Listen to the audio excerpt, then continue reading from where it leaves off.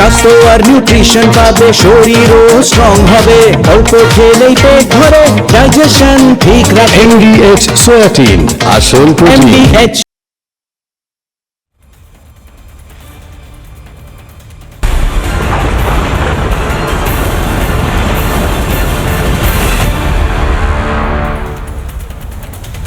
কয়লাচোর ভাইপো, সইচোর ভাইপো, বালিচোর ভাইপো, মদচোর ভাইপো, সমস্ত কিছু চোর ভাইপো অভিষেক বন্দ্যোপাধ্যায় বলে অভিযোগ। সেই চোর ভাইপো অভিষেক বন্দ্যোপাধ্যায়ের জন্য তৃণমূল কংগ্রেসের আজকে আর কোনো অস্তিত্ব রইল না। কিন্তু তৃণমূল কংগ্রেস নিয়ে কথা কেন বলা হচ্ছে?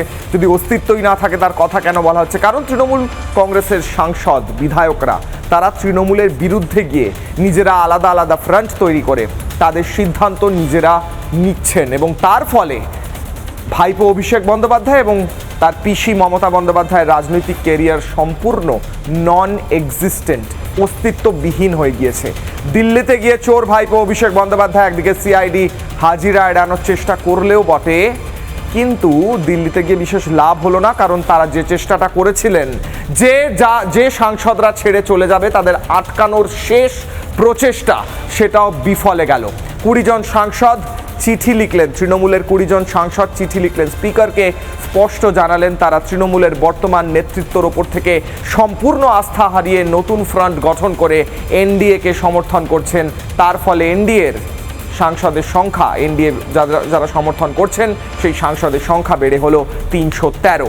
এবার কি হবে? চোর ভাইপোর গ্রেফতার হবেন তিনি? এবার কি হবে? যে তৃণমূল সাংসদ বিধায়করা মমতা অভিষেকের ফরে রয়েছে। আজকের হাই ভোল্টেজ ডিবেটের আগে প্রথমে আজকের বিশেষ প্রতিবেদন।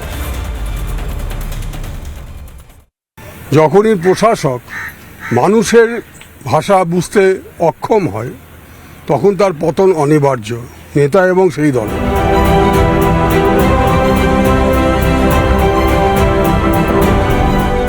যখন ইন্ডি জোটের বৈঠকে যোগ দিতে রাজধানী দিল্লিতে চোর ভাইপো অভিষেক বন্দ্যোপাধ্যায় এবং তার পিসি মমতা বন্দ্যোপাধ্যায়, সেই সময় তৃণমূলের সংসদীয় দলও ভেঙে যাওয়ার মুখে। ভেঙেই গেল হয়তো। চোখের পাতা পড়ার থেকে কম সময় তৃণমূলের সঙ্গ ছাড়ছেন নেতা কর্মীরা। দলের বিরুদ্ধেই বিষোদ্গার করে উপরাষ্ট্রপতির কাছে পদত্যাগপত্র জমা করেছেন সুখেন্দু শেখর রায়। ওই নির্দিষ্ট কিছু লোক সবসময় নেতৃত্বের চারপাশে যারা ঘুরঘুর করছে, কতগুলো জনবিচ্ছিন্ন মানুষ যাদের অতীত নেই কোনো, ফলে তাদের সঙ্গে বেশি সময় কাটালে, তাদের নিয়ে ঘুরঘুর করলে হয়তো কিছু রোজগারপাতি হতে পারে, কিন্তু রাজনীতিটা হয় না। মানুষ যখন একটা দলের প্রতি অনাস্থা জ্ঞাপন করেন তখন একজন রাজনৈতিক কর্মী হিসেবে আমি বুঝতে পেরেছি যে এই দল মানুষ থেকে পুরো বিচ্ছিন্ন হয়ে গেছে, জনগণ থেকে বিচ্ছিন্ন হয়ে গেছে। দলনেত্রী মমতা বন্দ্যোপাধ্যায়ের কাছেও আমার ইস্তফাপত্র, দল থেকে প্রাথমিক সদস্য পদ আমি ত্যাগ করেছি।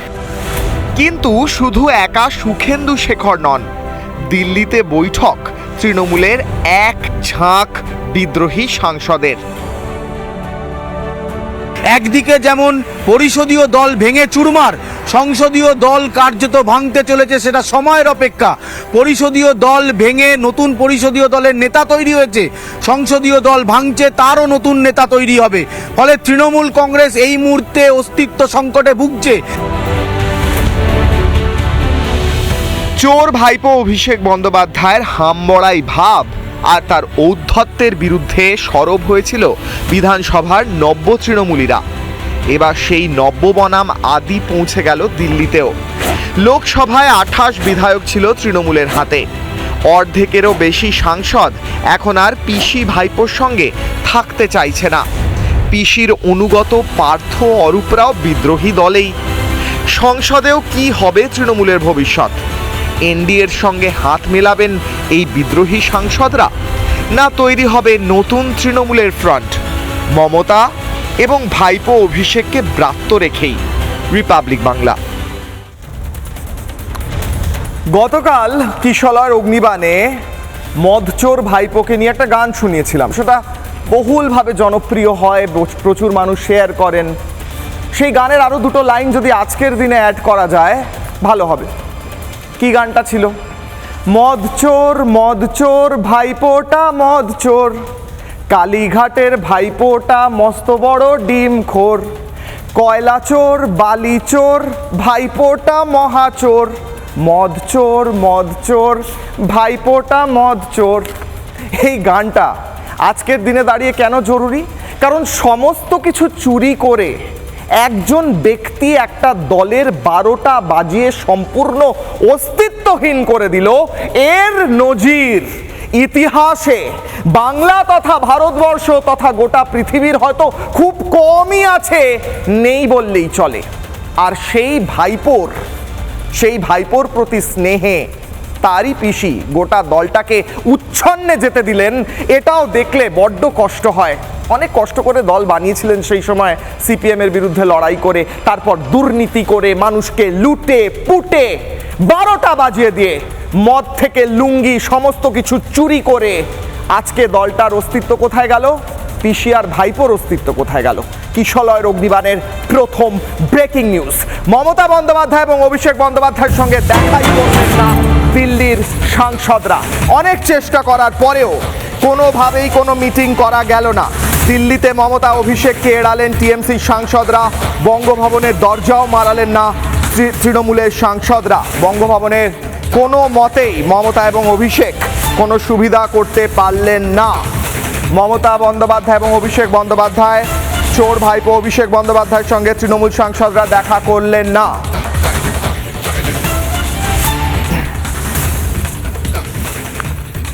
ওই যে গানটা গাইলাম তার মূল কারণ হচ্ছে চোর ভাইপো অভিষেক বন্দ্যোপাধ্যায়ের ঔদ্ধত্য, দুর্নীতি, চুরি, আইপ্যাকের মাধ্যমে এই বাংলার মানুষ তথা তৃণমূলের সমস্ত নেতা সাংসদদের কন্ট্রোল করা, ভয় দেখানো, মিথ্যে মামলা দেওয়া। চোর ভাইপো আজ কোণঠাসা হয়েছেন। পরের ব্রেকিং নিউজ কিশলয়ের অগ্নিবাণে, বিগ ব্রেকিং নিউজ। দিল্লিতে সাংসদের বাড়িতে বৈঠকে বিদ্রোহী সাংসদরা, অভিষেককে লোকসভার দলনেতা মানতে নারাজ সাংসদরা। বৈঠকে অভিষেকের অপসারণের ব্লুপ্রিন্ট তৈরি হয়ে গিয়েছে। ভাইপো অভিষেক বন্দ্যোপাধ্যায়ের অপসারণের ব্লুপ্রিন্ট তৈরি হয়ে গিয়েছে। ভাইপো অভিষেক বন্দ্যোপাধ্যায়কে আর দলনেতা মানতে পারবেন না তারা। এবার কাকলি ঘোষ দস্তিদারকে সম্ভবত তারা নেতা মেনে এগিয়ে যেতে চলেছেন।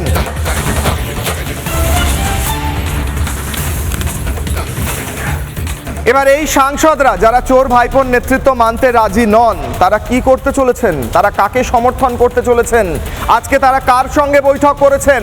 আরও একটা ব্রেকিং নিউজ কিশলয়ের অগ্নিবাণে, ভূপেন্দ্র যাদবের বাড়িতে হয় হাই ভোল্টেজ বৈঠক। দিল্লিতে ভূপেন্দ্র যাদবের বাড়িতে তৃণমূলের বিক্ষুব্ধরা তৃণমূল সাংসদদের নিয়ে বৈঠকে বিপ্লব দেব এবং সূত্রের খবর বৈঠকে ছিলেন মুখ্যমন্ত্রী শুভেন্দু অধিকারীও।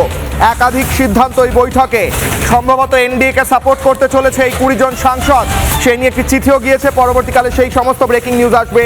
এই মুহূর্তের বড় খবর, ভূপেন্দ্র যাদবের বাড়িতে বৈঠক করে একের পর এক সিদ্ধান্ত নেন তৃণমূলের সাংসদরা। কিশলয়ের অগ্নিবাণে একের পর এক ব্রেকিং নিউজ।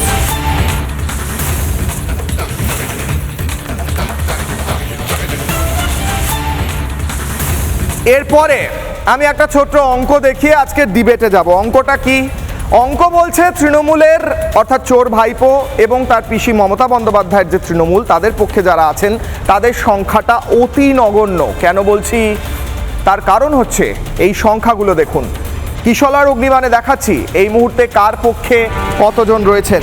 মোট সাংসদের সংখ্যা 28, বিদ্রোহী 20 জন, তারা অলরেডি চিঠি লিখে ফেলেছেন স্পিকারকে। দোটানায় রয়েছেন 5 জন, এরা সম্ভবত এই যারা বিদ্রোহী তাদের দিকেও যেতে পারেন বলেই মনে করা হচ্ছে। মাত্র 3 জন অনুগত সাংসদ রয়েছেন যারা ভাইপো অভিষেক বন্দ্যোপাধ্যায় এবং মমতা বন্দ্যোপাধ্যায়ের পক্ষে রয়েছেন।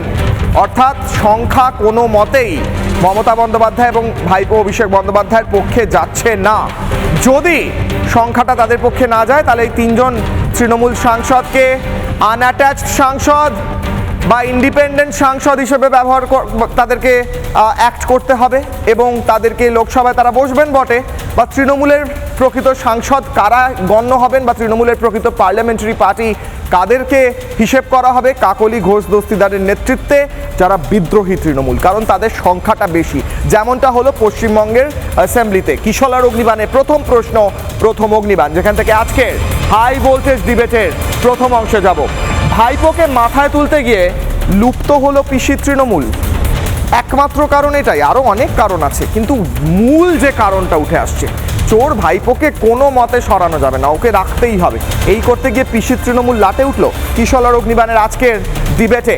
কিশলয় অগ্নিবাণ সন্ধ্যে 6টায় বাংলা টেলিভিশনের 1 নম্বর ডিবেট শো টিআরপি নিরিখে আজকে যারা উপস্থিত রয়েছেন আমার সঙ্গে রয়েছেন অব্র সেন বিজেপি মুখপাত্র, ডক্টর শান্তনু সেন প্রাক্তন সাংসদ তৃণমূলের, মণিশঙ্কর চ্যাটার্জি রয়েছেন আইনজীবী, জগন্নাথ সরকার আমার সঙ্গে থাকবেন বিজেপি সাংসদ, আমার সঙ্গে অভিজিৎ দাস থাকবেন 2024-এর বিজেপি প্রার্থী ডায়মন্ড হারবারের। আমি আজকে ডক্টর শান্তনু সেনকে দিয়ে শুরু করতে চাই। ডক্টর সেন, আমার কথা হচ্ছে, আপনি সাংসদ ছিলেন, আজকে 20 জন সাংসদ চিঠি লিখে ফেলেছেন স্পিকারকে, তারা এনডিএকে সমর্থন করছেন। ভাইপো অভিষেক বন্দ্যোপাধ্যায় এবং মমতা বন্দ্যোপাধ্যায়ের নেতৃত্বকে তারা রিজেক্ট করছেন। আপনার প্রথম প্রতিক্রিয়া? না, আপনি যে তথ্য দিচ্ছিলেন সেটা শুনছিলাম, আমি সবিনয় একটু কারেক্ট করতে চাইব। আপনি বললেন 20 জন বিদ্রোহী, 5 জন দোটানায় আছে, আরও 3 জন নাকি ওদের সাথে আছে। সংখ্যাটা 3 জন হবে না, 2 জন হবে, কেন এই 3 জনের মধ্যেই তো একজন হয় যিনি আপনি যার কথা বলছেন ডায়মন্ড হারবারের সাংসদ। সুতরাং আরও 2 জন, মানে আপনি যদি দেখেন যে একদম কনসলিডেটেড হয়েছে কারা রয়েছে, সংখ্যাটা হয়তো 2 জন। সুতরাং আপনি বুঝতেই পারছেন, যেখানে 20 জন একদিকে একটা সিদ্ধান্ত নিয়ে বসে আছে, যেখানে 5 জন দোদুল্যমানতায় ভুগছে, সম্ভাবনা আছে তারা হয়তো এদিকে চলে যাবে। ডেমোক্রেসিতে সংখ্যাটাই শেষ কথা বলে, এবং যে অ্যান্টি ডিফেকশন যে ব্যাপারটা রয়েছে, 2/3 এর বেশি হয়ে গেলে 28 জনের মধ্যে মোর দ্যান 2/3 হয়ে যাচ্ছে যদি 20 জন হয়। সুতরাং সেক্ষেত্রে তারা যেটা সিদ্ধান্ত নেবে, তারা যাকে সমর্থন নেওয়ার কথা ভাববে, নিশ্চিত করে সেটা সংখ্যা অনুযায়ী পার্লামেন্টারি প্রসিডিউর অনুযায়ী সেটা তো মান্যতা পাবে।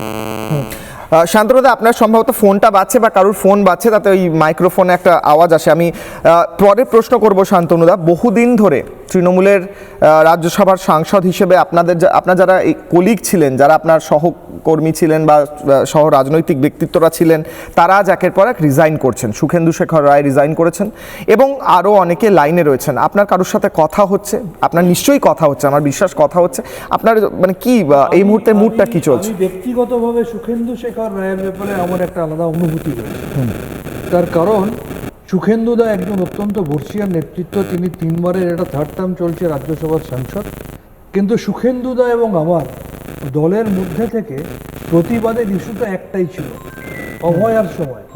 আমরা অভয়ার সময় আপনি দেখেছেন যে আমি প্রতিবাদ করেছিলাম বলে আমাকে আমার দলে কিভাবে নিলম্বিত করা হয়েছিল, আমার মিসেসকে কিভাবে অত্যাচার করা হয়েছিল, আমার মেয়ে যেখানে পড়তো সেখানে তার জীবনটা দুর্বিষহ করা হয়েছিল। এবং একইভাবে সুখেন্দু শেখর রায়, যিনি রাজ্যসভা তৃণমূল কংগ্রেস পার্টির চিফ হুইপ ছিলেন, প্রথম বেঞ্চে বসতেন। এবং আমি দেখেছি তৃণমূল কংগ্রেসের রাজ্যসভার যে কজন সাংসদ ছিলেন, আমি নিজেকে তার মধ্যে একজন ধরে নিয়েই বলবো, হাতে গুনে যে 2 জন 3 জন খুব ভালো বক্তব্য রাখতেন, দলকে তুলে ধরতেন, উনি তার মধ্যে একজন। ঠিক একইভাবে আমি একটা মেয়ের বাবা, সুখেন্দুদাও একটা মেয়ের বাবা।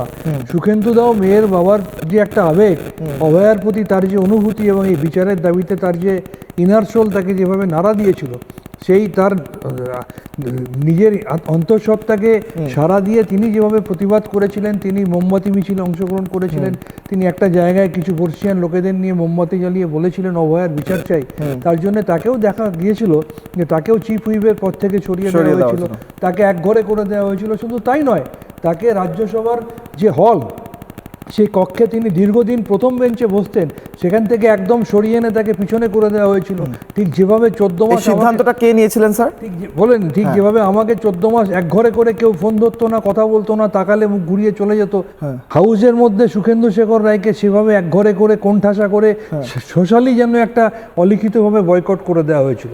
সুতরাং আজকে সুখেন্দুদা তার মেরুদণ্ডটাকে সোজা রেখে তিনি আজকে মানুষের রায়কে মান্যতা দিয়ে যে সিদ্ধান্তটা নিয়েছেন, আমি সুখেন্দুদাকে কুর্নিশ জানাই। বেশ, অব্র, আমি আসছি আবার স্যার, আমি মণিশঙ্করদার কাছে যাব। অব্র, আমার কথা হচ্ছে 20 জন সাংসদ যদি সমর্থন করেন এনডিএকে, তারা বিজেপিতে হয়তো আসবেন না, ফ্রন্ট হিসেবে এনডিএকে সমর্থন করবেন, তাহলে 313 হয়ে যাবে সংখ্যাটা।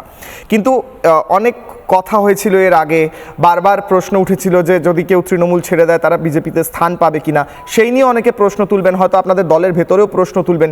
এই 20 জন সাংসদকে কিভাবে ডিল করা হচ্ছে, আপনি যদি আমাকে ইন্টারভিউটা একটু বলেন।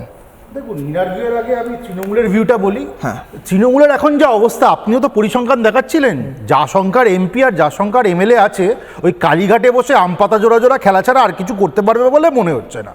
কিন্তু গোপন সূত্রে একটা খবর পেয়েছি, সেটা আপনাদের এখানেই ব্রেক করছি, যে দেখুন এখন যতজন এমএলএ এবং যতজন এমপি সোকল্ড বিদ্রোহ করেছেন, এখন তো তৃণমূলের প্রতীকটা নিয়েই টানাটানি পড়ে গেছে। যেই প্রতীকটা অন্য একজন ভদ্রলোক তৈরি করেছিলেন, জোড়াফুল প্রতীকটা, তৎকালীন মুখ্যমন্ত্রী মমতা বন্দ্যোপাধ্যায় বিরোধী নেত্রী ছিলেন, উনি ওটা চুরি করে নিয়েছিলেন। তো প্রতীকটায় যায় অবস্থা পুরো এখন। তো আমরা গোপন সূত্র মারফত জানতে পারছি যে অন্তর্যামী মমতা বন্দ্যোপাধ্যায় কিন্তু ওনার দলের নতুন প্রতীক ঠিক করে ফেলেছেন। আমি দেখাচ্ছি সেটা। এ দেখুন, এক ঝুড়ি ডিম, এটা হতে চলেছে নতুন তৃণমূল মমতা বন্দ্যোপাধ্যায়ের তৃণমূলের নতুন প্রতীক, এক ঝুড়ি ডিম। এগুলো কি পচা ডিম? পচা ভালো, এটা মমতা বন্দ্যোপাধ্যায়ের ভাইপো ভালো বলতে পারবে, ও তো বেশি ডিম খায়, গ্যাসটা ওর হয়, আমাদের তো আর ডিম খেতে হয়নি। তো আমি বলছি দেখুন, বিধানসভা এবং দিল্লিতে যা অবস্থা, তৃণমূলের কিন্তু এখন ডাবল ডিমের অমলেট হয়ে গেছে। এর থেকে বাঁচার আর কোনো রাস্তা নেই, তৃণমূল অমলেট হয়ে গেছে। আর আরেকটা কথা বলি, ঋতব্রত বন্দ্যোপাধ্যায়ের জিভ নিয়ে, জিমন্যাস্টিক্স নিয়ে আগের দিন আপনাদের সাথে এসে কথা বলেছিলাম, কিন্তু আমার এখন মনে হচ্ছে যে ঋতব্রত বন্দ্যোপাধ্যায়ের জিভটা খালি জিভ নয়, ওটা একটা গোখরো সাপ। যা উনি ছবল মেরেছেন তৃণমূলকে, তৃণমূল বিধানসভায় ধরাশায়ী। আর ডক্টর কাকলি ঘোষ দত্তের প্যানেলে একজন ডাক্তারবাবু আছেন, উনিও বলতে পারবেন। দেখুন, ডাক্তাররা তো অপারেশন করে রুগীকে সুস্থ করার জন্য, ডক্টর কাকলি ঘোষ দত্ত প্রথমবার অপারেশন করলেন রুগীকে মেরে দেওয়ার জন্য। এবার রুগী তৃণমূল মরে গেল নাকি আবার জ্যান্ত হয়ে উঠবে, এটা তো তৃণমূলের লোকজন বেটার বলতে পারবে। কিন্তু আমি বলছি এই তৃণমূলের আর কোনো ভবিষ্যৎ নেই, জীবন্ত জীবাশ্ম। আর তৃণমূলটা উঠে যাওয়াটাই সমাজের জন্য কল্যাণময়, কারণ এই তৃণমূলের কোনো পজিটিভ কন্ট্রিবিউশন বাংলার সমাজে নেই নেই নেই। জগন্নাথ সরকার আমার সঙ্গে রয়েছেন, বিজেপির সাংসদ। জগন্নাথ বাবু, তৃণমূলের 20 জন সাংসদ সমর্থন করে এনডিএকে চিঠি লিখে ফেলেছেন অলরেডি স্পিকারকে বলে আমাদের কাছে খবর রয়েছে। তার ফলে এনডিএর সাংসদদের সংখ্যা 313 হতে চলেছে। অন্যদিকে ভাইপো আর মমতা বন্দ্যোপাধ্যায়ের তৃণমূল আর অস্তিত্ব, সেইটার অস্তিত্ব আর রইল না, অস্তিত্ববিহীন হয়ে গেল। আপনার প্রতিক্রিয়া, আপনি নিজেও সাংসদ, আপনার কথা হচ্ছে এনাদের সাথে? দেখুন, আমি আজকে নয়, দলটা ক্ষমতা যাওয়ার বছর 2 আগের থেকে প্রতি বিষয়ে আমি বলেছি যে আগামী দিন তৃণমূল দলটা থাকবে না। একটা কারণেই দলটা তৈরি হয়েছিল, সিপিএম এর অত্যাচারের বিরুদ্ধে প্রতিবাদী মুখ ছিল মমতা ব্যানার্জি। কিন্তু ক্ষমতায় গিয়ে মমতা ব্যানার্জি নিজের পরিবারের কল্যাণ বা দলের লোকের কিছু কল্যাণ পাইয়ে দিয়ে দেশের বিরোধিতা করে, বিশেষ করে বাংলাদেশ বানানোর যে চক্রান্তে লিপ্ত হয়েছিল, আখের গোছানো ছাড়া তার দলের কোনো কাজ ছিল না। তখনই জানি ক্ষমতা থেকে সরলে দলটা থাকবে না। আজকে তা একদম প্রতিটা ক্ষেত্রে একদম দেখা যাচ্ছে এ দল থাকবে না। আমি আগে বলতাম যে কারো যদি রোগ হয়, বলে তৃণমূলের বাড়ির বস্ত্রের এক টুকরো লাগবে মাদুলি পুড়তে, সেখানে কারো বাড়ি গেলে বলবেন আমরা জোর করে আমাদেরকে ঝান্ডা ধরাতো, আমরা তৃণমূল করতাম না। অর্থাৎ এটাই হচ্ছে বাস্তবতা। অত্যাচারী দল এবং ধান্দাবাজি, চোর যত আছে, মানুষের যে নিম্ন প্রবৃত্তিকে জাগ্রত করে ক্ষমতা দখলে ছিল যে দলের মূল লক্ষ্য, তার পরিণতি এটাই হয়। এটাই একদম স্বাভাবিক আছে। হ্যাঁ, না আমি বলছি আপনার সঙ্গে কথা হচ্ছে, আপনার দিল্লির যারা বিজেপির সাংসদ হোক বা তৃণমূলের যারা সাংসদ এই মুহূর্তে এনডিএকে সমর্থন করতে চলেছেন, এই মুহূর্তে মানে ইনার সার্কেলে কি হচ্ছে এই নিয়ে একটা কৌতূহল উঠে আসছে। আপনারা সাংসদ, ভালো বলতে পারবেন। দেখুন, ব্যক্তিগতভাবে আমার সাংসদদের সঙ্গে সবার সঙ্গে সুসম্পর্ক আছে, কথাবার্তা বলতাম। অভিষেক অবশ্য কোনোদিন কথা বলতো না, সে তো আলাদা তার মেজাজে চলতো। পার্লামেন্টের সামনাসামনি সৌজন্য ভদ্রতা অনেকের সঙ্গেই আছে, ছিল, এমনি কথাবার্তা চলছে ঠিকই। এখন এই ব্যাপারটা তো আমরা দেখছি না, যারা দেখছে তাদের, বিশেষ করে তাদেরই প্রয়োজনে তারাই দেখছি এখন বিজেপির সঙ্গে সম্পর্ক তৈরি করছে বা যোগাযোগ রাখছে। মমতা বন্দ্যোপাধ্যায় এবং ভাইপো অভিষেক বন্দ্যোপাধ্যায় দিল্লি ছুটে গেলেন। দিল্লি ছুটে গিয়ে তারা চেষ্টা করলেন কোনো মতে যদি কিছু সাংসদকে রেখে দেওয়া যায়। হিসেব বলছে মাত্র 2 জন সাংসদ তাদের পক্ষে রইলেন, বাকি সবাই চলে যাচ্ছেন তাদের বিপক্ষে। তাহলে তো মমতা বন্দ্যোপাধ্যায়, পিসি মমতা বন্দ্যোপাধ্যায় এবং ভাইপো অভিষেক বন্দ্যোপাধ্যায় তৃণমূলের আর কোনো অস্তিত্বই রইল না। তারা তো একদম ইররেলিভেন্ট হয়ে গেলেন বাংলা তথা দেশের পলিটিক্স থেকে। চোর ভাইপো অভিষেক বন্দ্যোপাধ্যায়। এবার শেষে তো তারা এমন ভাবে দলটা চালাচ্ছিল বিশেষ করে মমতা ব্যানার্জি ছাড়া কথা চলবে না এবং ভাইপো ছাড়া কথা চলবে না। তার উঠতে বসতে তার নামে জিন্দাবাদ দিতে হবে। আর তারা ভাইপো বিশেষ করে যে রাজসাহেবী চালে চলতো, তার কথাবার্তা, শারীরিক ভাষা, আর প্রতিটা মানুষ কেউই পছন্দ করতো না। স্বাভাবিক, সত্তা থেকে চলে যাওয়ার পর তার পাশে তার কথায় কেউ থাকবে বলে মনে হয় না। আপনাকে একটা শেষ প্রশ্ন আছে জগন্নাথ দা। মমতা বন্দ্যোপাধ্যায় 4 তারিখের পর একটা প্রেস কনফারেন্স করেছিলেন, তাতে সবাই মিলে হাত ধরে উঠে দাঁড়িয়ে পড়েছিলেন, বিজয়ী হয়েছেন বলে তারা বিশ্বাস করেছিলেন। তারা সেখান থেকে মমতা বন্দ্যোপাধ্যায় প্রেস কনফারেন্সে বলেছিলেন যে এবার আমি গোটা দেশে বিজেপি বিরোধী যে লড়াই, সেই লড়াই করব, ইন্ডি জোটকে শক্তিশালী করব, এনডিএর বিরুদ্ধে লড়ব।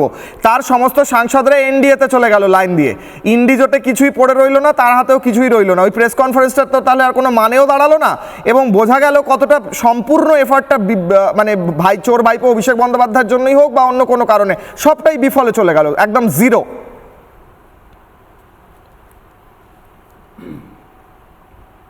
বলে না, তাকে জিন্দাবাদ দেয় এবং শেষে যখন সময় আসে সুযোগ বুঝে তাকে কেউ তো মানতে পারে না মনে প্রাণে, তাই বাধ্য হতে এতদিন তো মানতে পারে না মনে প্রাণে এতদিন, তাই ক্ষমতায় চলে যাওয়ার পর থেকে আর তাদের কোনো প্রয়োজনীয়তা নেই, দলের কাছে নেই, কোনো কিছুতেই আর তার প্রয়োজনীয়তা নেই। এটাই হচ্ছে ব্যাপার। বেশ, অনেক ধন্যবাদ জগন্নাথ দা। মণিশঙ্কর দার কাছে এইখান থেকেই আসছি। মণিশঙ্কর দা, মমতা বন্দ্যোপাধ্যায় ইন্ডি জোটকে শক্তিশালী করবেন, শক্তিশালী করতে গিয়ে শক্তিশালী করে দিলেন এনডিএ জোটকে। দেখুন, ব্যাপারটা হচ্ছে আজকের দিনে অভ্র যেরকম কথাগুলো বলছিল এগুলো তো অপ্রাসঙ্গিক। মানে তৃণমূল সম্পর্কে এতদিন ধরে যেগুলো 1 মাস হয়ে গেল প্রতিদিন কেউ না কেউ অ্যারেস্ট হচ্ছে, আমি এই ব্যাপারে যাচ্ছি না। মানে তৃণমূল কংগ্রেসটা থাকবে কি না, তৃণমূল কংগ্রেসের গোষ্ঠীদ্বন্দ্ব, সেইটার থেকে আমার ফোকাসটা আসা উচিত বিজেপি সরকারটা কেমন চলে। বিজেপি সরকার সবাই মেলে ভোট দিয়েছি, সবাই আমরা দেখব যে রাজ্যের জন্য যদি ভালো হয় সবাই সাপোর্ট করব, সেই নিয়ে আলোচনা। দেখুন, কেন্দ্রের বিজেপি সরকার, রাজ্যের বিজেপি সরকার, দুটোর স্বাদ আলাদা, দুটোর ভাবমূর্তি আলাদা। আজকেও দেখবেন তেলেঙ্গানাতে যে কার জন্মদিন যেন তিনি পদত্যাগ করেছেন, বিজেপির থেকে সরে এসছেন। এখন কথা হচ্ছে যে আমরা যেটা দেখছিলাম যে বিজেপির যেটা বক্তব্য ছিল যে তৃণমূলের কাউকে নেওয়া হবে না, তৃণমূল মানে সবাই চোর, এবং প্রাইমা ফেসি এস্টাবলিশ হয়ে গেছে যে তৃণমূল একটা দুর্নীতি সরকার ছিল, এখন প্রাইমা ফেসি এস্টাবলিশ হয়ে গেছে। আবার এখন দেখছি যে কেন্দ্রের শুভেন্দু অধিকারী বা ভূপেন্দ্র সিং তাদের সঙ্গে বিদ্রোহী বিজেপিদের মিটিং হচ্ছে। আমি যদি বলি বিজেপির মানে কি তৃণমূলের সবাই চোর হলে তো এইগুলোও চোর, যারা আজকে মিটিং করছে শুভেন্দু অধিকারীর সঙ্গে তারাও তো তাহলে চোর।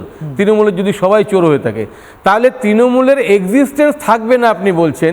আবার এরা তো তৃণমূলের প্রতীক নিয়েই সংসদে থাকবে বিজেপিকে সাপোর্ট করলেও, তাহলে তৃণমূল যদি নিজে নিজে এক্সিস্টেন্সটাকে হারিয়ে ফেলে, বিজেপি সেই এক্সিস্টেন্সটাকে ধরে রাখবে যে তৃণমূল কংগ্রেস বলে কিছু থাকা উচিত, না হলে আমাদের সাপোর্টটা আমরা পাবো না।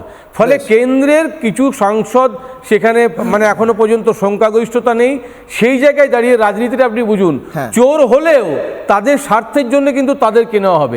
ফলে যে লোকটা লাস্ট কথাটা বলবো, যে মানে ব্লক প্রেসিডেন্ট যিনি প্রত্যক্ষ রাজনীতিতে ভোটে দাঁড়ায়নি, তার মাথায় ডিম ছুড়ছে, আর যাকে ডিম ছুড়তো আজকে তারা বিজেপির সঙ্গে গিয়ে সেই ডিম ছোড়া বাজার থেকে। আমি অব্রর কাছে এই প্রশ্নটা করব সমর্থন নেওয়ার বিষয়, তার আগে আমার আপনাকে একটা কোয়েশ্চেন আছে মণিশঙ্কর দা। মমতা বন্দ্যোপাধ্যায় এবং ভাইপো অভিষেক বন্দ্যোপাধ্যায় দিল্লি গেলেন, একদিকে ভালো লাগলো আপনি বললেন এটা একটা এস্টাবলিশড ফ্যাক্ট যে তৃণমূলের সবাই চোর, এটা একটা ভালো লাগলো স্টেটমেন্টটা আপনার মুখে। আমার কথা হচ্ছে মমতা বন্দ্যোপাধ্যায় বিজেপি কার সমর্থন নেবে না সেটা অব্র উত্তর দেবে। আমার আপনার কাছে প্রশ্ন রয়েছে, মমতা বন্দ্যোপাধ্যায় এবং চোর ভাইপো অভিষেক বন্দ্যোপাধ্যায় যে দলটা এতদিন ধরে চালালেন, তাদের সংগঠন তথা নেতৃত্ব এতটাই অন্তঃসার শূন্য যে কেউ মিটিংয়ে পর্যন্ত এলেন না। আপনি এটা বলবেন না অনেক যে মমতা বন্দ্যোপাধ্যায় এবং অভিষেক বন্দ্যোপাধ্যায় ফেলিওর এবং রাজনৈতিক ইররেলেভেন্স? প্রথমে যে চোরের কথাটা বললাম আমি, সেটা আমার বলার উদ্দেশ্য হচ্ছে যে একটা দলে কেউ বিধায়ক হয়েছে, কেউ সাংসদ হয়েছে, তার নিজের একটা আজকে ডিম তো ছুটতে ধরুন বিধায়ক বা সাংসদকে, আমি যদি কোনো দলের এমপি বা এমএলএ হয় আমার একটা নিজের নৈতিক দায়িত্ব থাকবে না যে আমি চুরি করব কি করব না, পুরোটাই আমি ঘাড়ে চাপিয়ে দেবো? ওটা নয়, আমি মমতা হ্যাঁ, বন্দ্যোপাধ্যায় যেটা অভিষেক বন্দ্যোপাধ্যায় আমি বল- নেতৃত্ব না, না না, অশ্বডিম্ব এটা না, না, প্রশ্ন ঠিক করছি। আছে, ঠিক আছে, কি হলো আমি এতদিন বলছি, নেতৃত্ব দিয়ে? আমি সবটাই বলছি- কি না, না, কাটমানিতে আমি চললো? ওটাতে যাচ্ছি না। আজকে যেমন ভাবে শান্তনুদা কথাগুলো বলছেন, হ্যাঁ, মানে আমি তৃণমূলের আসছি বিরুদ্ধে, আবার, আমি অব্রত আমি দাস বলছি উত্তর যে দিই। তারপর শান্তনু 2004 না, স্যারের একটা কাছে লাইন, হ্যাঁ। 2004-এ হ্যাঁ। তৃণমূল ক্ষমতায় ছিল না, বিজেপিও ক্ষমতায় ছিল না পশ্চিমবঙ্গে, তখন তো এই কর্পোরেশনটা চলতো তৃণমূলের। তাহলে 2004-এ? 2004 পর থেকে তো কর্পোরেশন তৃণমূলেরই চলতো, বামফ্রন্ট সরকারের আমলেও তো তৃণমূলের ছিল, শান্তনুদা যখন জানবেন। বামফ্রন্ট সরকারের বামফ্রন্ট সময় সরকার, প্রথমে রাজ্য সরকার, কর্পোরেশন কিন্তু তৃণমূলের এলো, কর্পোরেশনটা তারপর তৃণমূলের। পঞ্চায়েত, তারপর রাজ্য সরকার কর্পোরেশনটা 2011। তৃণমূলের, সরকারটা হ্যাঁ, বামফ্রন্ট সরকার। ঠিক। তার মানে সরকারে যারা থাকবে হ্যাঁ, তাদের দিকেই কর্পোরেশনটা হ্যাঁ, দিতে হবে, ঠিক আছে, concept কিন্তু নয়। সেটা তো হলো না তাহলে তো। আজকে দাঁড়িয়ে সেটা তো আজকে হলো না তো। হ্যাঁ, না, আজকে সব কাউন্সিলর তো শুনুন, নিজেরাই এবার পদত্যাগ করে দিচ্ছে। আচ্ছা, আরে অনেকক্ষণ ধরে তো বলতে চাইলেন, এবার আচ্ছা, আমি বেশ। বলছি আজকে দাঁড়িয়ে হ্যাঁ। যখন মনে হলো বসে আছি, সরকারটা বাবা, বিজেপি, হ্যাঁ। মানে 2004-এ তৃণমূলের কর্পোরেশন ছিল বলে আমার মনে হয় না, 2008-এর পর এসেছিল 2009 সম্ভবত। ঠিক, একদম। আমি উত্তরটা জানতে চাইছি। অব্র, মনিদা দারুণ যুক্তি দিয়েছে যে রাজ্য সরকারে একটা দলের সরকার থাকতে পারে, কর্পোরেশনে অন্য দলের থাকতেই কর্পোরেশন পারতো, থাকতে হ্যাঁ। পারে, থাকতেই পারে। এবার আমরা কি বলেছিলাম হ্যাঁ, আমি নাকি আসছি, স্যার। যে ফিরাজা কি আপনি গিয়ে পদত্যাগ করুন? আমরা বলেছিলাম যে সল্টটেকের যিনি ছিলেন মেয়র, ওনাকে গিয়ে কর্পোরেশন থেকে আপনি পদত্যাগ করুন, আমরা বলেছিলাম। তার মানে ভাই নিজেদের মনে হয়েছে গিয়ে ওরা পদত্যাগ করেছেন, তো আমরা কি করব? যে আমরা কি কাউন্সিলরটা করব? আজকে পদত্যাগ করছে, আচ্ছা, আচ্ছা, হয়েছে তো, বলেছেন তো, তার কাছ শুনুন না। থেকেও তো পুরো শুনুন, পরিষেবাটা শুনুন, পাওয়া যাচ্ছে না। কিন্তু আমি বলছি, সেটা হ্যাঁ, আমার কাছে একটা ব্রেকিং নিউজ আসছে। আমি একটা যে হ্যাঁ। শেষ করে নিই। মমতা বন্দ্যোপাধ্যায়কে তো খারাপ বলা যাবে না, উনি একটা কথা দামি বলেছিলেন। উনি এক সময় বলেছিলেন যে 294টা কেন্দ্রে আর 42টা লোকসভা কেন্দ্রে উনিই প্রার্থী।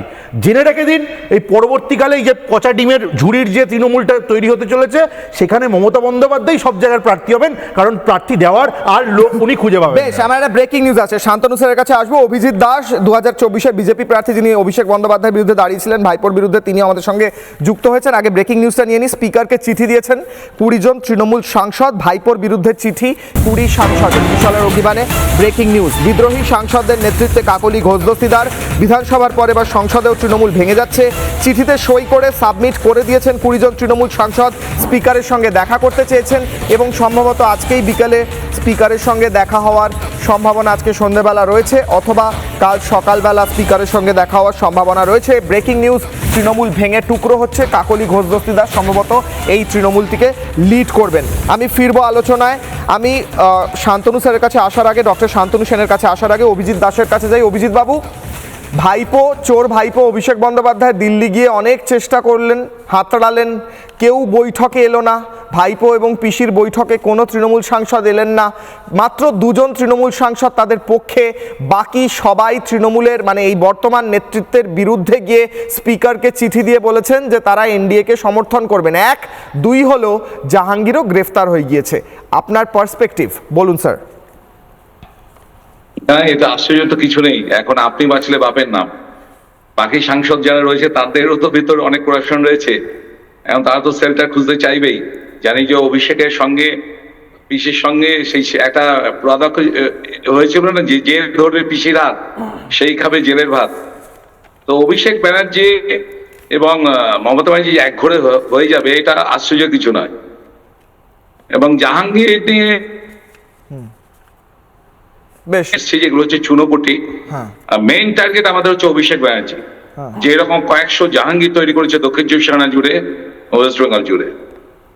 তো আমার কাছে কিছুক্ষণ আগে একটা ফাইল এসছে, তাতে আপনার দেখতে পাচ্ছেন প্রায় 278 কোটি টাকা, 238 কোটি টাকা শুধু ডায়মন্ড হারবার ব্লকে, ডায়মন্ড হারবার ব্লকে আমফানের জন্য দেওয়া হয়েছে 2.5 লক্ষ গ্রামকে, 2.5 লক্ষ বাড়ি ক্ষতিগ্রস্ত হয়েছে, 238 কোটি টাকা ডিসবার্স হয়েছে। এবং এই প্রত্যেকটা হয়েছে অভিষেকের রেকমেন্ডেশনে। এই দেখুন, আমি আপনাদের পরে এটা নিয়ে আলাদা দেবো, পুরো ফাইলটা এসছে, সামান্য একটা আমফানের ফাইল 238 কোটি টাকা শুধু ডায়মন্ড হারবার লোকসভা জুড়ে। এরকম হাজার হাজার ফাইল আছে। অভিষেক জেলের ভাত, ও যেখানে লুকাক, ওকে জেলের ভাত খেতেই হবে। আর কোন সাংসদ চাইছেন যে ওর সঙ্গে জেলের ভাত খাক, সেই জন্য সবাই এখন এনডিএ কে সাপোর্ট করতে চাইছে। অভিজিৎ বাবু আমাদের সঙ্গে থাকুন। শান্তনু স্যারের কাছে আসার আগে, ডক্টর শান্তনু সেনের কাছে আসার আগে আমার কাছে আরও একটা ব্রেকিং নিউজ এসছে। পিসি ভাইপোর পাশে নেই তারকা সাংসদরাও। কিশলয় অগ্নিবাণের বিগ ব্রেকিং নিউজ। যারা তারকা সাংসদ, মমতা বন্দ্যোপাধ্যায় বেছে বেছে যাদেরকে সাংসদ করেছিলেন, বিদ্রোহী শিবিরে সামিল হলেন দেব, রচনা, শতাব্দী, জুন। মুখ ফিরিয়ে নিয়েছেন ইউসুফ পাঠান, শত্রুঘ্ন সিনহা। কীর্তি আজাদও যেতে পারেন বলে সূত্রের খবর। বিগ ব্রেকিং নিউজ, দেব চলে যাচ্ছেন, সুপারস্টার দেব বিভিন্ন জায়গায় গিয়ে গিয়ে মিটিং করেছেন, হেলিকপ্টার চড়ে চড়ে ঘুরেছেন। ভাইপো অভিষেক বন্দ্যোপাধ্যায়ের Dev tata bye bye, good bye, tata. Shatabdi, জুনও চলে যাচ্ছেন, মুখ ফিরিয়ে নিয়েছেন ইউসুফ পাঠান, শত্রুঘ্ন সিনহা। আসি শান্তনুদা, আমার আপনার কাছে প্রশ্ন, যে তারকা সাংসদদের তুলে আনা হলো, যে নতুনদের তুলে আনা হলো, নতুন মুখরা, ভাইপোর টিম নাকি অভিষেক ব্যানার্জি টিম, অভিষেক ব্যানার্জি এই সেই করে যাদেরকে ঠেলে দেওয়া হলো, যাদের জন্য আপনাদের পুরনো যারা রয়েছেন তাদেরকে ব্যাকফুটে নিয়ে যাওয়া হলো, তারা সবাই টাটা বাই বাই। না, আমি আপনার কথা উত্তর দেওয়ার আগে আমি মণিশঙ্কর বাবুর উদ্দেশ্যে একটু বলি। মণিশঙ্কর বাবুর সাথে আমার অনেক দিনের আলাপ। উনি বললেন যে শান্তনুবাবু এখন যেরকম তৃণমূলের বিরুদ্ধে বলছেন, আমি ওনাকে একটু সংশোধন করি। ডক্টর শান্তনু সেন 4 মে 2026-এর পর এই প্রতিবাদ করেনি। Doctor Shantanu Sen sitting MP হিসেবে 2023 সাল থেকে আরজি করের করাপশনের বিরুদ্ধে এবং অভয়া কাণ্ডের বিরুদ্ধে আওয়াজ তুলেছে। সেই জন্যে ডক্টর শান্তনু সেনের মেরুদণ্ড সোজা ছিল বলেই তাকে দলের মধ্যে থেকেও সাসপেন্ডেড হতে হয়েছে। এবার আমি আসছি আপনার প্রশ্নে। আমরা আজকে দেখেছি বাঙালিয়ানা বাংলার সত্তা নিয়ে কথা বলেছি, অথচ আমি বিভিন্ন সময় লোকসভা বা রাজ্যসভায় যারা ভালো পারফর্ম করেছে তাদেরকে রিনিউয়াল না দিয়ে, তাদেরকে সুযোগ না দিয়ে, কখনো এমন কোনো মানুষ, আমি সবাইকে যোগ্য সম্মান দিয়ে বলছি, কখনো এমন কোনো মানুষ যা রাজনীতিতে এবিসিডির কোনো অভিজ্ঞতা নেই, অন্য রাজ্য থেকে, ভিন রাজ্য থেকে আমরা একটা রাজ্যকে কটাক্ষ করব, সেই রাজ্য থেকে প্রধানমন্ত্রী এবং স্বরাষ্ট্রমন্ত্রী আছে বলে, আবার সেই রাজ্য থেকে একজনকে নিয়ে এসে আমি লোকসভায় প্রার্থী করব, এই জিনিসগুলো তো বাংলার মানুষ দেখেছে, সুযোগ পেয়েছে, যোগ্য জবাব দিয়েছে। আপনি আগে 3টে কথা বলছিলেন, আমি একটু উত্তর দেবো। একটা হচ্ছে আপনি বললেন যে আমরা 4 মে দেখলাম, তারপরে তৃণমূল দলের নেতা নেত্রীরা হাত তুলে বললেন আমরা হারিনি। সেইটা বলার জন্যেই যেটা 6 মাস বা 1 বছরে ভাঙার ছিল, সেটা 1 মাসে হাতের কালি ওঠার আগে ভেঙে চুরমার হয়ে গেল। আর 2, আজকে আমরা দেখছি ইন্ডিয়া অ্যালায়েন্স হচ্ছে। আমি এইটুকু অন্তত বলতে পারি যে এতদিন ধরে তৃণমূল কংগ্রেসের স্লোগান ছিল যে আগে দিল্লি সামলা, পরে ভাববি বাংলা, কিন্তু আজকে বাংলায় যেভাবে তৃণমূল কংগ্রেসটা ভেঙে চুরমার হয়ে গেছে, সেই জায়গায় দাঁড়িয়ে আজকের আমি যদি অন্তত ওই জায়গায় থাকতাম, আমি অন্তত চক্ষু লজ্জার খাতিরে আজকের দিনে গিয়ে আমি ওই ইন্ডিয়া অ্যালায়েন্সের মিটিংয়ে গিয়ে বসতাম না। তার কারণ আমার তখন মনে হতো যে এখানেই তো রাহুল গান্ধী যখন এখানে ভারত জোড়ো আন্দোলন করতে এসেছিল, আমি তার গাড়িতে ঢিল মারিয়েছিলাম বা আমি তার রাস্তা অবরোধ করে তাকে বাধা দিয়েছিলাম। আজকে আমরা সেই জায়গায় দাঁড়িয়ে আজকে বাটি নিয়ে সবার কাছে ভিক্ষা করার মধ্যে একটা পরিস্থিতি। আমি অন্তত ওই জায়গায় থাকলে এই মুহূর্তে ইন্ডিয়া অ্যালায়েন্সে গিয়ে ওটা করতাম না। এবং আমি আপনাকে আবার একটা কথা বলছি যে এই জিনিসটা যেটা ঘুণ ধরেছে, এই ঘুণটা এমন একটা জায়গায় পৌঁছে গেছে, মমতা বন্দ্যোপাধ্যায়ের মতো একজন টল লিডার, যিনি কোনো মিটিং ডাকলে মিটিংয়ে ডাক পাওয়ার জন্য লবি করতে হতো, ভাই একটু দেখ যাতে আমাকেও ডাকে, যিনি রাস্তা দিয়ে হাঁটলে পিছনে পুরো লক্ষ লক্ষ কালো মাথা, সেখানে তিনি ডাকলে তার দলের নির্বাচিত বিধায়কদের 10% যাচ্ছে না, তার দলের সাংসদদের মাত্র 3 জন যাচ্ছে।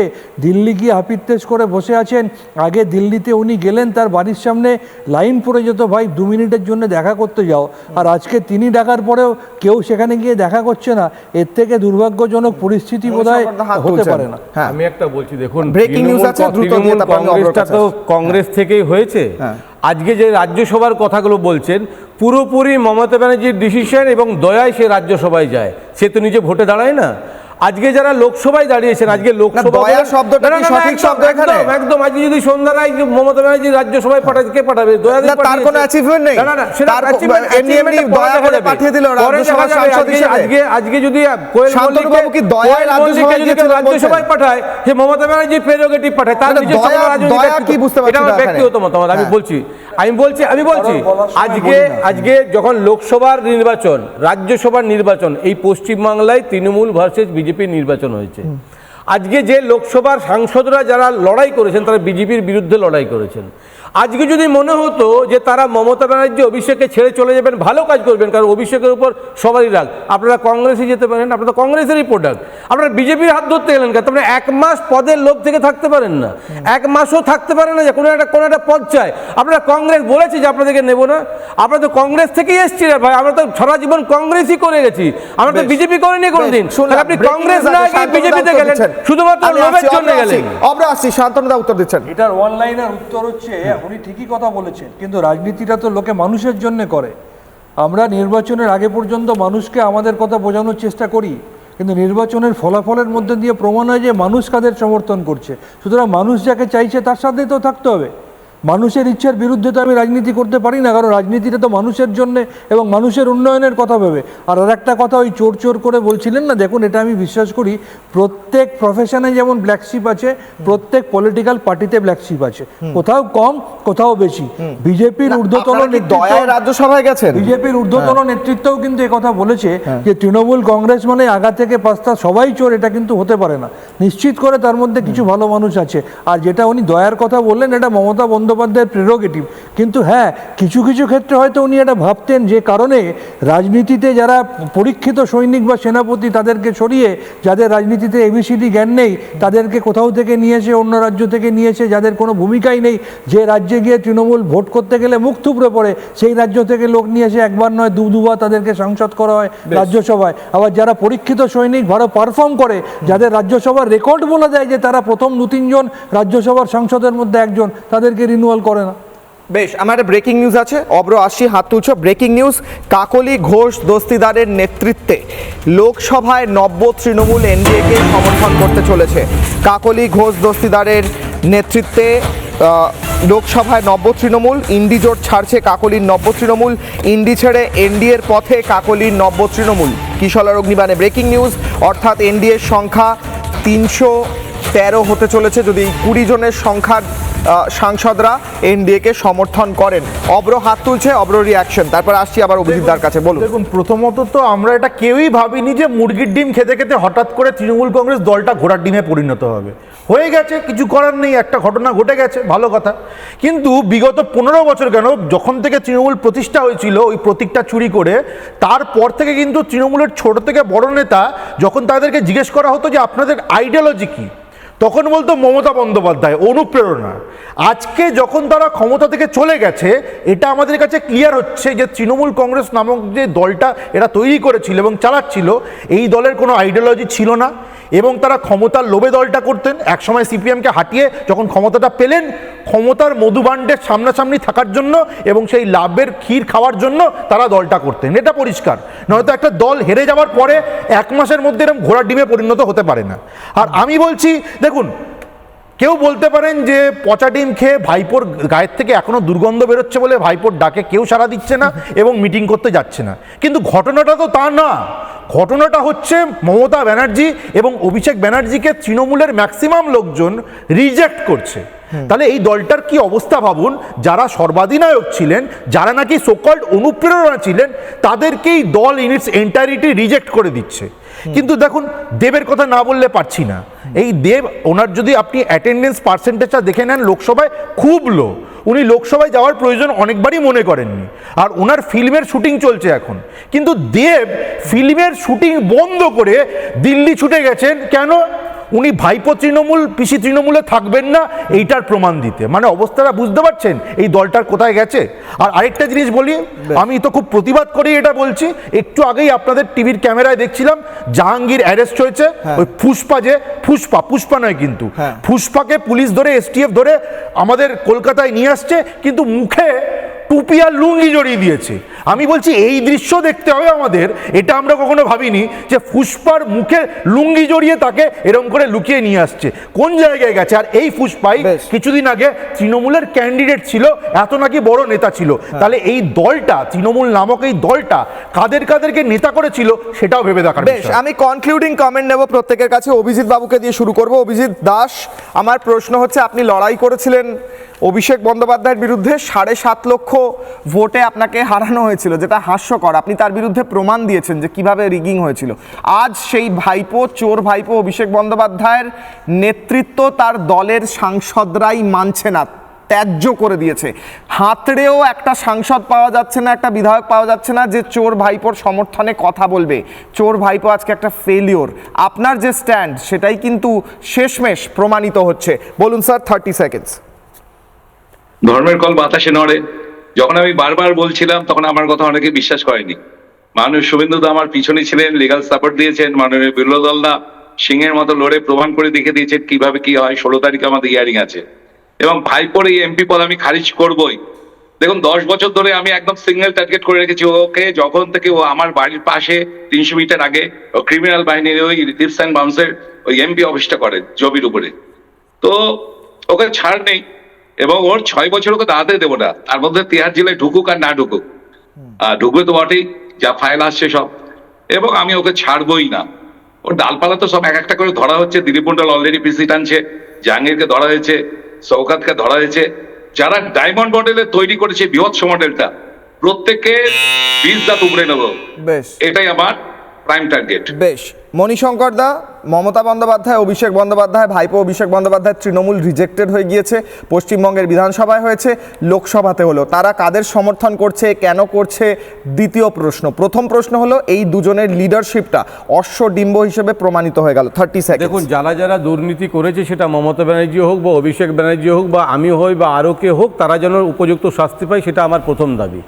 এই অভিজিৎ দাস যে কথাগুলি বলল, আবার হিয়ারিং আছে, তার মানে দেখুন উনি যখন ভোটে 2024-এ যখন ভোটে লড়েছেন, আজ হয়ে গেল 26, মানে হিয়ারিংটা কোন জায়গায় আছে আমরা জানি না।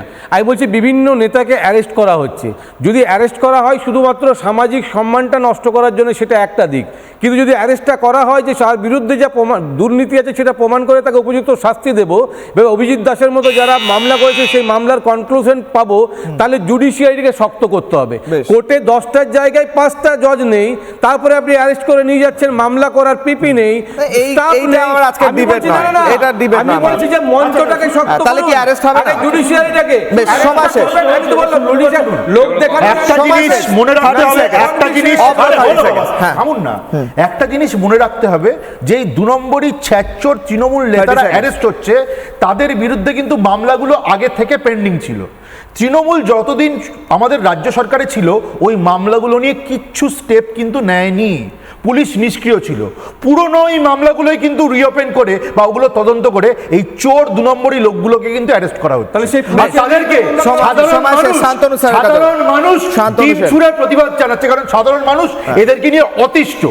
না, যেখানে যাচ্ছে তৃণমূল নেতারা ডিম খাচ্ছে, জুতো খাচ্ছে, আপনি সাধারণ মানুষের পুলিশের বিরুদ্ধে আপনি কি সাধারণ মানুষের জাজমেন্টটাও অ্যাকসেপ্ট করবেন না, যেটা তারা ভোট বাক্সে দিয়েছে? আমি বলছি শুধুমাত্র কি লোকে সম্মানহানি করার জন্য অ্যারেস্ট করছে? বুঝলাম, কনক্লুডিং কমেন্ট শান্তনু সেন।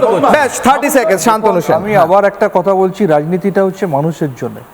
মানুষের রায় হেরে গিয়ে যদি আমি বলি হারিনি, মানুষ যখন আমাদের রিজেক্ট করছে, তারপরে যদি বলি আমি এখনো টিকে আছি, এবং আমার দলের কর্মীরা এমপি লেভেল থেকে শুরু করে পঞ্চায়েত লেভেল পর্যন্ত যখন আমার পাশ থেকে সরে যাচ্ছে, তখনও যদি আমি বলি আমি খুব পাওয়ারফুল, আমি এবার বাংলা কেন সারা দিল্লি কাঁপিয়ে দেবো, তাহলে এর থেকে হাস্যকর আর কিছু হতে পারে না। বেশ, এখানে আমার শেষ করতে হচ্ছে। শান্তনুদা, আমার একটা ছোট্ট প্রশ্ন, একদম লাস্টে অনলাইনের অ্যান্সার হলেও চলবে।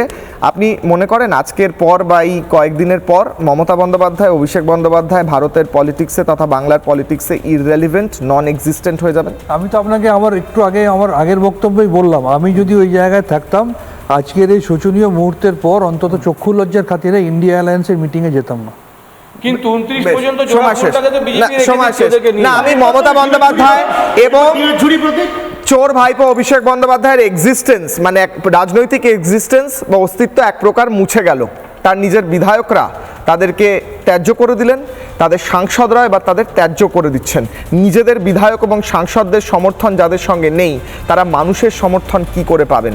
আজকের বিগ ব্রেকিং হলো 20 জন সাংসদ এই মুহূর্তে এনডিএকে সাপোর্ট করতে চলেছেন চোর ভাইপো অভিষেক বন্দ্যোপাধ্যায় এবং পিসি মমতা বন্দ্যোপাধ্যায় লিডারশিপকে রিজেক্ট করে। ছোট্ট বিরতির পর বড় ব্রেকিং নিয়ে ফিরছি, দেখতে থাকুন রিপাবলিক বাংলা।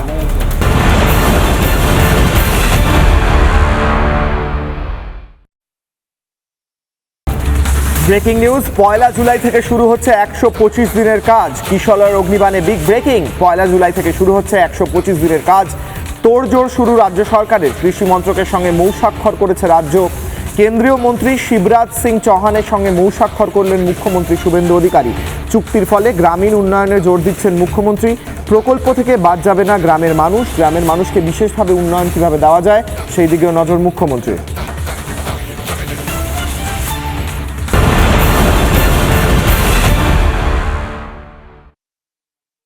বেরিয়ে পড়েছে।